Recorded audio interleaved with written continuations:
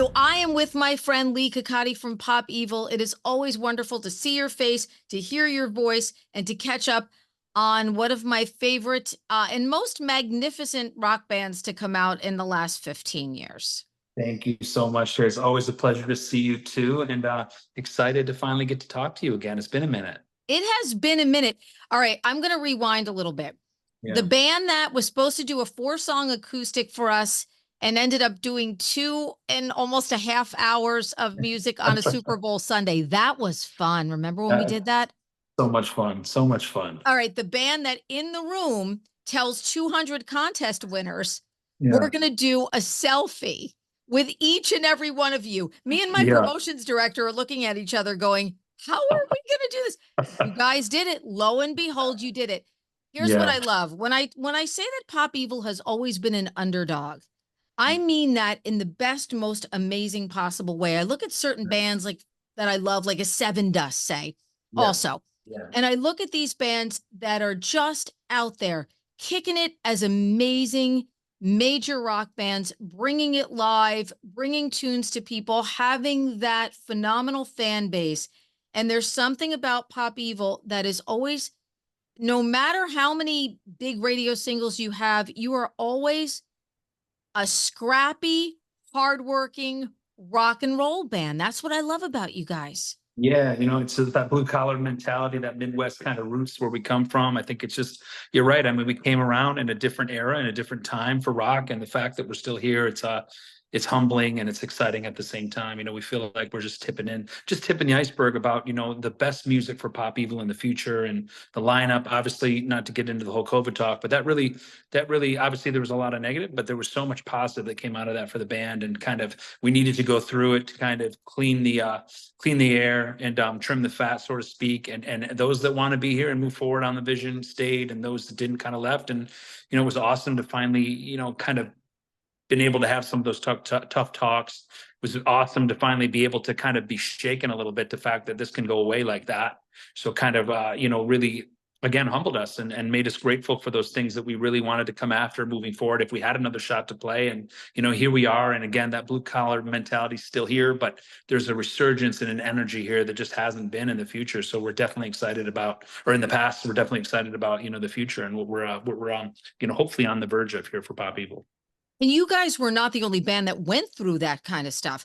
I would say probably 40 to 50% of the artists, everybody just kind of hit the reset button and went through all kinds of different things together. It was crazy. And I can't believe that it's 16 years since Lipstick on the Mirror. 16 years? Where the time go, right? It's just like that. We're on the 8th album. So it's crazy. It's crazy to think about. It really, really is. Well, let's talk about that resurgence, this new energy. We've got some new members here. I want to talk a little bit about your new drummer, Blake. Yeah. When Haley left, and people leave for reasons. I think sometimes everybody's always looking for, some deeper thing. People's lives just change. I've had people that loved working at this radio station, and one day they're like, you know what, my life is kind of going here now. Still some of my closest friends.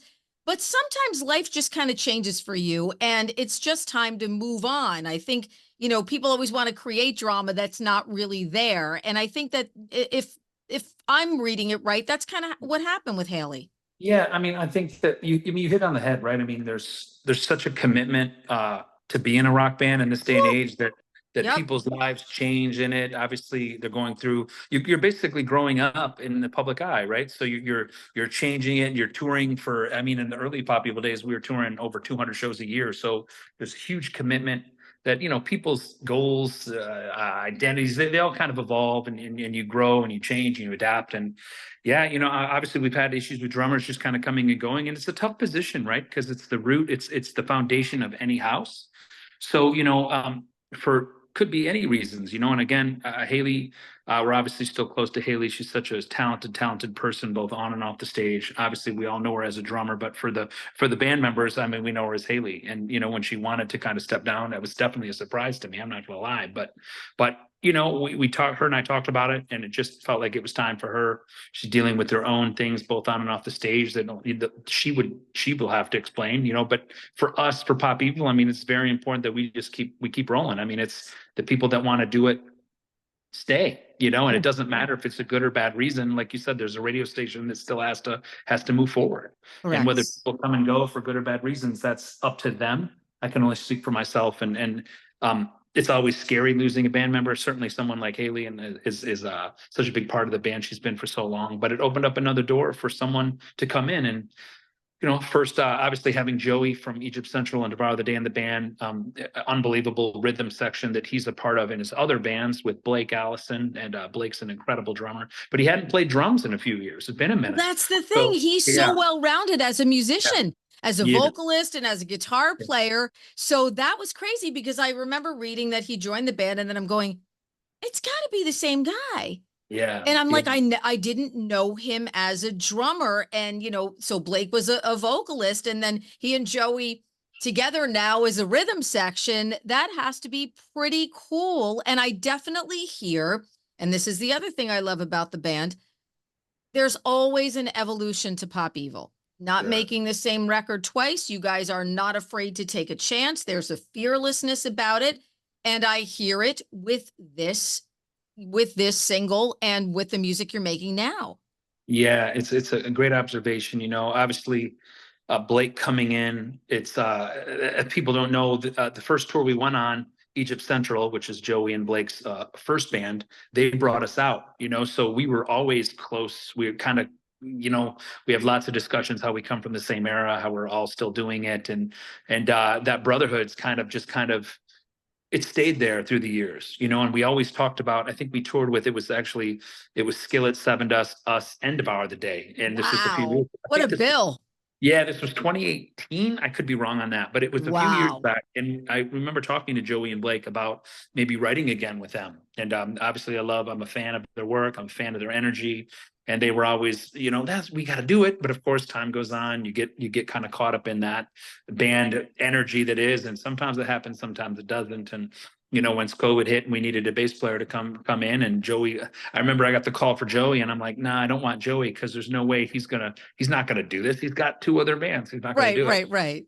So Joey called me. He's like, no, I'm interested. And I'm like, are you serious? Okay, wow, this is incredible. And Joey pre Blake, Joey and Pop Evil, it was hard because he making income, and to keep the lights on for all of us individually is different. So it looks different for all of us. So Joey with his other bands is very much important to him and his lifeline, just to feed his family. So having Blake outside of the band was difficult for him, because he's trying to kind of figure out dates for him and his other bands and how they can make it work, and not just touring, just being in the studio.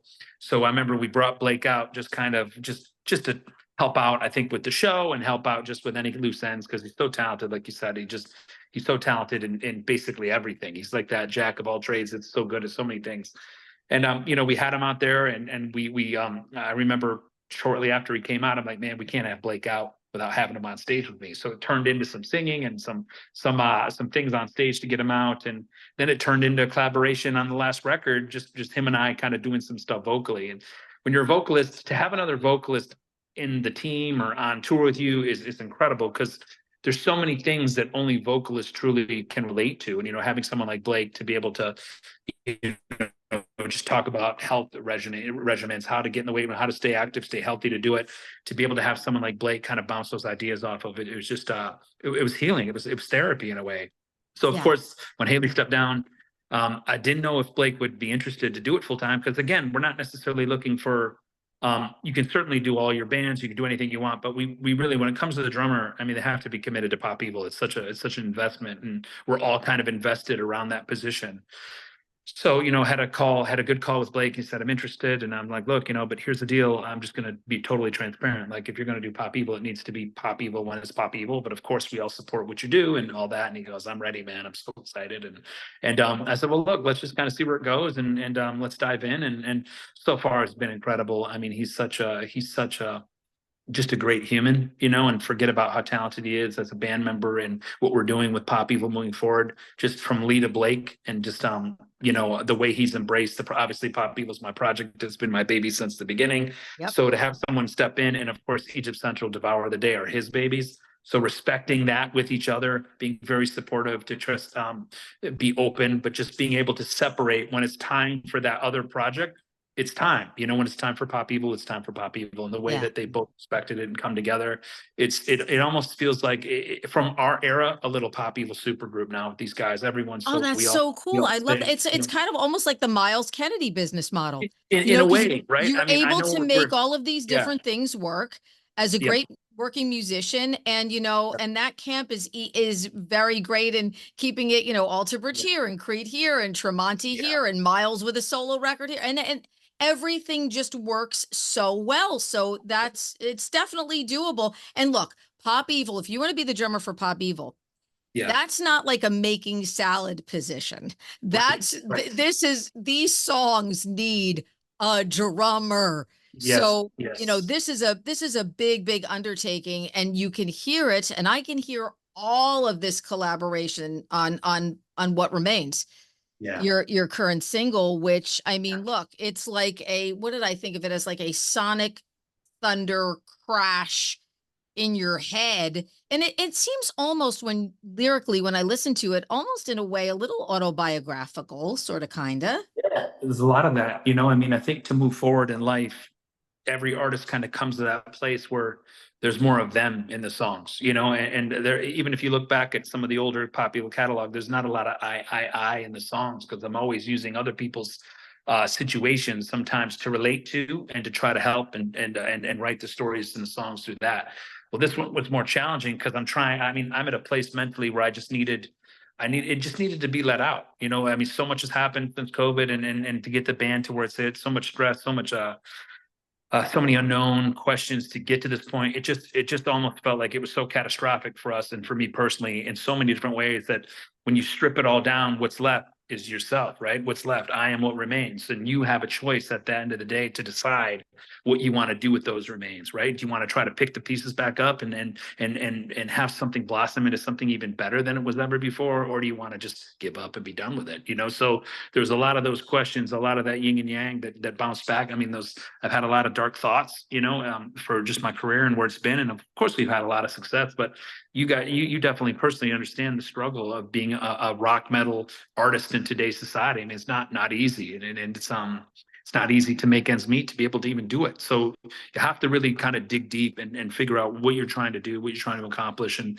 when you really clean house, and internally, the band members, the managers, the label, when everyone's on the same page and really being supportive, it creates a healthy atmosphere that at the end of the day, that's what you really want. That's what I really want. You know, I mean, obviously, being able to financially be set, that's great, but that's not anything we really tried to do by being in this business. We just wanted to have a healthy atmosphere to be able to create music as long as possible, and hopefully create music that can make a difference and help somebody down the road. And obviously we've done that in the past, but we want to continue to do that and be creative to really graduate this band and become more of that headliner band where we can do our part to make it a little different. I mean, how many times can you just see the same great bands over and over headlining? So we need to take it on the chin and do what we need to do to prove ourselves, and hopefully, grow this band into the headliner that we want to be, and that we feel like we've been for a long time, but we have to prove it. You know, you have to get out there and write these songs that can really make a difference, and hopefully this album is a step in that direction for us.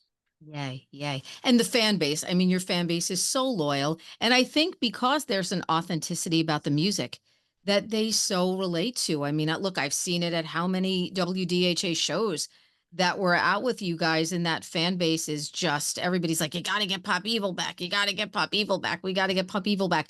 There's, that come to church kind of feeling, that spiritual awakening when I think people are at a Pop Evil show. You just all feel as one. There's that sense of community. So I think, the boxes are checked for the fans. I know that because I talk to the fans. So, Yeah. so please know that.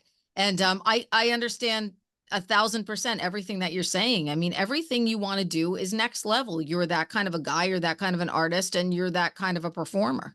Yeah, and you're right. I mean, we have the best fans on the planet, but you still have to be creative to take risks to bring more fans in. And then at the same time, you have to respect the fans that have been there a long time. You're right. We have, especially your way, we have some of the best Pop Evil fans They happen to love be you. where Oh you my are, you God. know, and we love them too. And we want to give them the best version of ourselves, right? Like a lot of those fans and especially our diehards have seen us many times, that we want to show them new versions of us, right? We want to show them that stage production, especially this tour.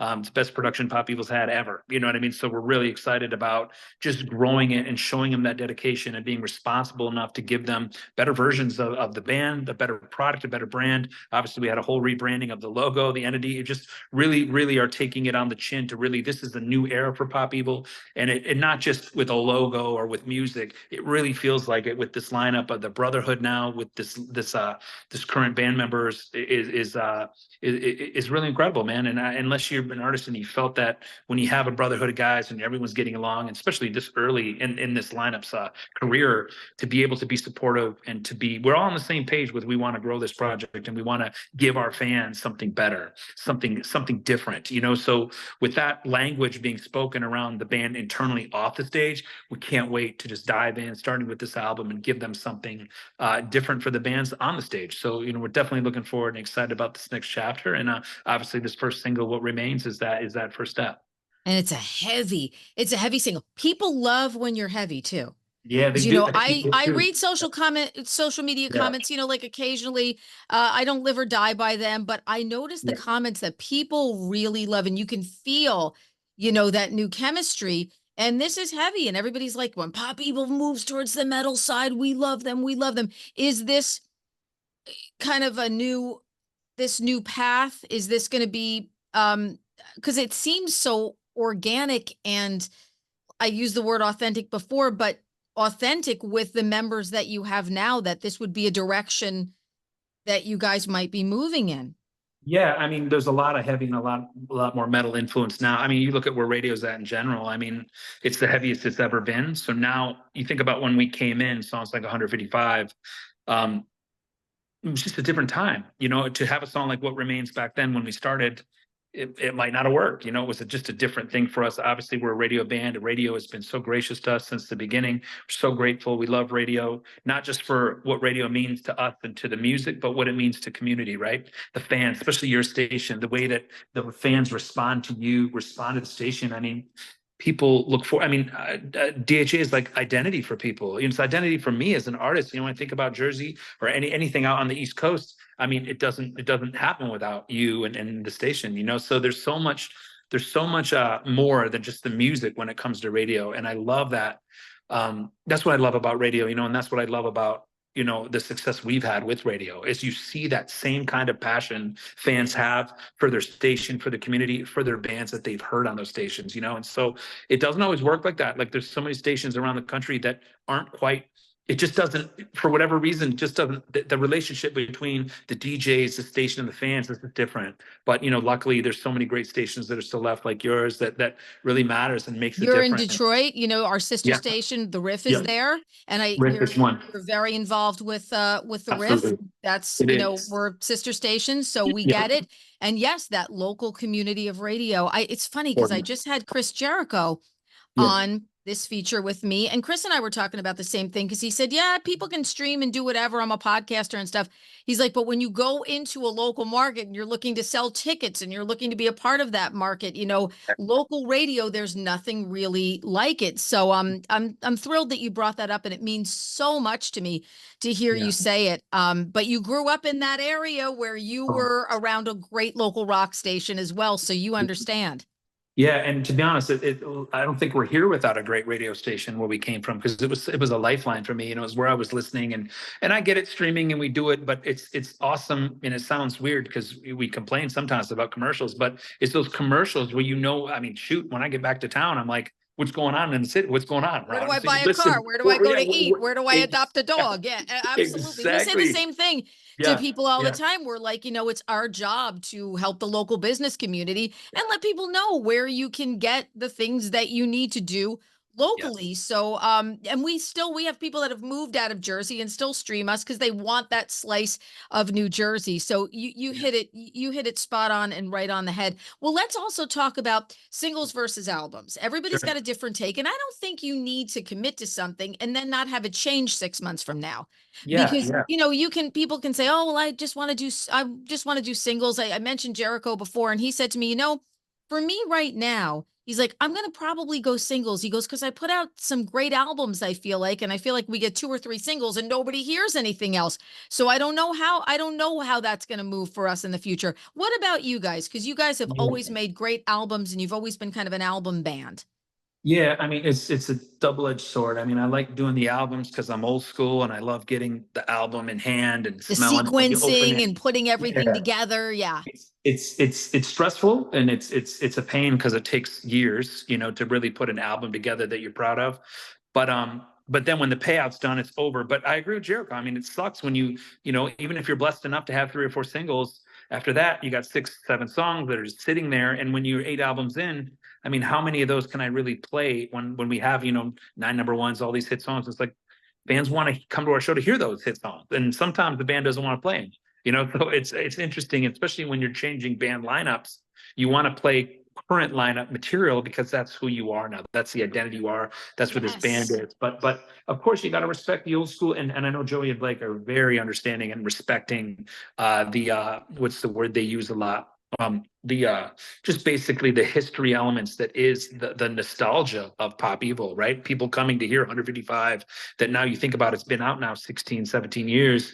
So people are coming now to listen to pop evil, not just for pop evil, but they're thinking about those life situations that they've had in their life where they've listened to those songs, and those songs have helped them through. So it's definitely important to us to certainly play old pop evil material, but at the same time, how do you juggle that with the new stuff and where you're going in the future? Because there is no outlets now. Well, how about, there's so many outlets now, I should say, that it's really hard to get people and new people on if you're not being creative to get that younger audience. Because at some point, if you don't get that younger youth coming to see you, you have no future, right? Because at some point, people get married, they have kids. It's harder for your older fans who have been with you from the beginning to want to come out, and it's just, they're just busy, right? They're busy. So when you can get that young, youthful energy coming out, we're very much an energy band. When those fans with energy come out to your show, it translates on stage. So I think that's where albums can be fun. But at the same time, for me personally, I like doing singles because it takes a little bit of pressure off, right? We can do 1 or 2 or 3. Okay, in a perfect world, do 2 or 3, and you're excited about, because sometimes writing a big group of material, 3 or 4 or 5 songs are really good, and then the rest is kind of like mediocre. So if you can take a little break, come back, do another 3. And it can Yeah, take yeah, forever. You guys have take always forever. consistently given us music every 2 to 3 years. Yeah, We're totally. getting pop evil music. We're getting albums. We're Yeah, 8 records in now. So that's how you guys roll. That's what you yeah, do. And yeah, you're right. The catalog of material is growing and growing and growing, and yeah. you wanna preserve the legacy. But you got all this great new exciting energy, and you want to get those tunes in as well. Now we've got you're getting ready to go on tour. We don't have any local area dates. I'm sure that will change. You guys are going out with Bad Wolves in just a couple of weeks. How are you preparing for tour? A lot of things, trying to just get your mind free, so trying to do everything on the home front, to because the 4 or 5 weeks tours, especially before the holidays, it's very stressful. So you want to make sure you get everything at home done in advance as much as possible anyway.